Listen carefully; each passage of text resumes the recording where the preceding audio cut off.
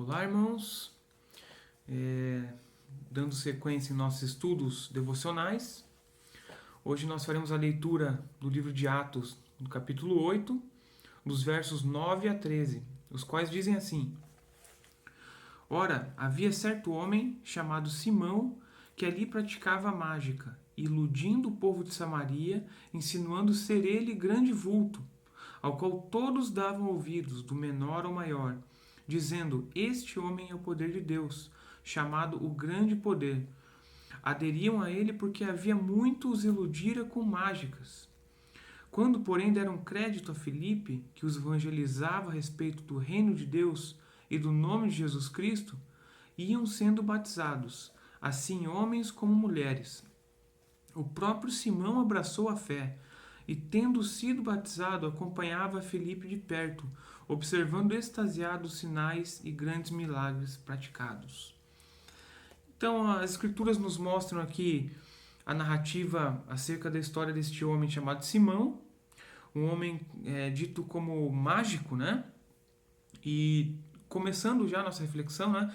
Talvez a palavra mágico não seja a palavra mais adequada, porque no nosso contexto nós entendemos mágica como aquele tipo de ilusionismo, aquela forma com que alguns trabalham a velocidade do movimento de suas mãos, de forma que os nossos olhos não conseguem ver escondendo certos objetos, algo do gênero, né?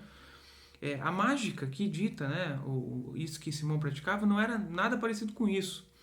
Alguns escritos de teólogos pós-igreja primitiva que citam que o que ele praticava de fato era feitiçaria, era bruxaria. Algo realmente muito diferente, muito mais pesado, né?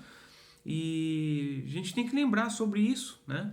Acerca desse tipo de prática, o que as Escrituras nos dizem. Nós temos lá em Gálatas 20, né? Ou melhor, Gálatas 5, 20, o apóstolo Paulo falando, elencando todas aquelas obras da carne, né? E dentre todas aquelas obras, ele coloca a feitiçaria como uma dessas obras que são o contrário daquilo que realmente nós devemos buscar.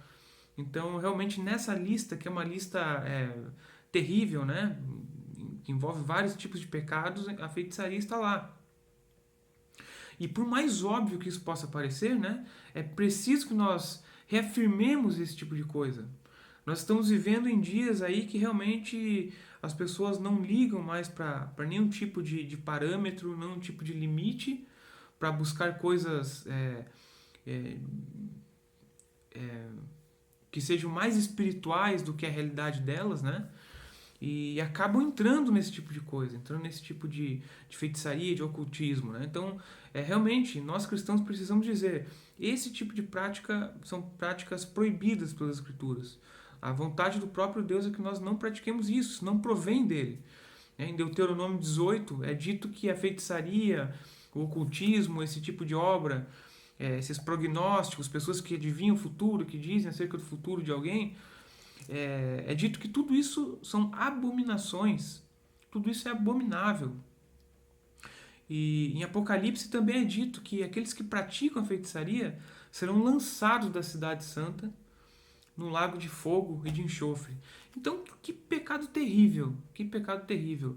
Nós, cristãos, não podemos de maneira alguma brincarmos com esse tipo de pecado, achando que pelos dias estarem assim tão progressivamente caminhando para uma espiritualidade mais aberta, né, que nós podemos aderir a esse tipo de prática.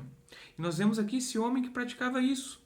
E nós vemos que não somente isso, mas ele era conhecido como um mágico, né? Ou como um feiticeiro, enfim, como um homem que praticava esse tipo de prodígios, de sinais, né?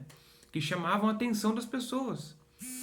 Chamavam a atenção ao ponto das pessoas acharem que ele era o próprio Deus, ou que ele adivinha de Deus, algo do gênero, como é dito aqui na nossa passagem. Então, quando Filipe chega naquele local e passa a pregar o evangelho, né, e de fato ele começa também a apresentar alguns prodígios, alguns sinais que nós já vimos anteriormente, do próprio Espírito Santo agindo, né, aquelas pessoas que estavam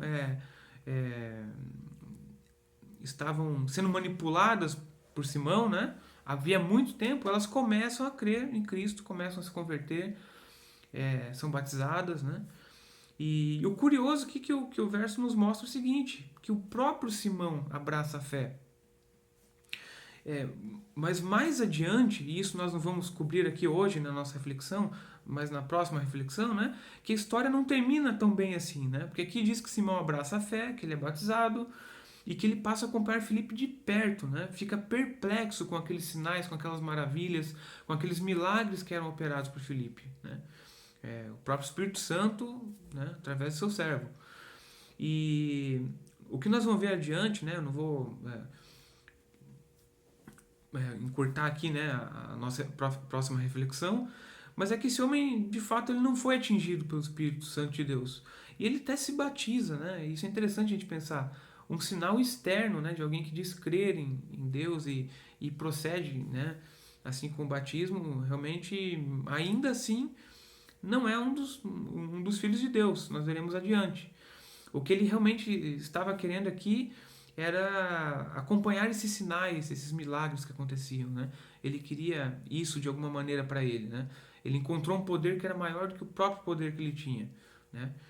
Então, basicamente é isso, irmãos. Essa é a trajetória aqui de Simão, né? Na próxima reflexão nós veremos o desfecho disso. Mas a grande lição que fica aqui para nós nesse momento é o de que todo esse tipo de ocultismo, de feitiçaria, de adivinhação, tudo isso que é muito normal em nossos dias, né? Você vê os artistas na TV indo se consultar com pessoas que dizem o futuro, ou até mesmo igrejas, né? Em que certos falsos profetas acabam realizando algum tipo de prodígio, de sinais, em nome de Deus ainda. Tudo isso, na verdade, são pecados muito perigosos, muito espinhosos, que de fato não se confundem com a religião cristã, nada disso tem a ver com a religião cristã. Né? De um lado você tem o ocultismo manipulando as pessoas através da mentira, e do outro lado você tem o cristianismo mostrando às pessoas a verdade, as libertando através, né, daquilo que o próprio Espírito Santo atesta em seus corações. Enquanto essas práticas ocultistas são direcionadas ao indivíduo, o cristianismo, a palavra, a mensagem do evangelho é direcionada a todos os povos. E por fim, enquanto você nota uma impessoalidade muito grande, né, entre essas pessoas que praticam esse tipo de coisa, aqueles que realmente são crentes, né, em Cristo e praticam o cristianismo, podem ter toda a certeza do mundo. Nós vivemos muito felizes por termos uma religião que ela é uma religião que tem muita pessoalidade, porque nós temos um relacionamento direto com o próprio Deus. Então a dinâmica é totalmente diferente, não se confunde com o cristianismo, e esse trecho aqui nos mostra muito isso, que essas práticas elas não têm poder algum perto do nosso Senhor. Então façamos essa reflexão e peço que Deus abençoe a vida dos irmãos, estejamos sempre em oração uns pelos outros, e em nome de Jesus. Amém. Um abraço a todos.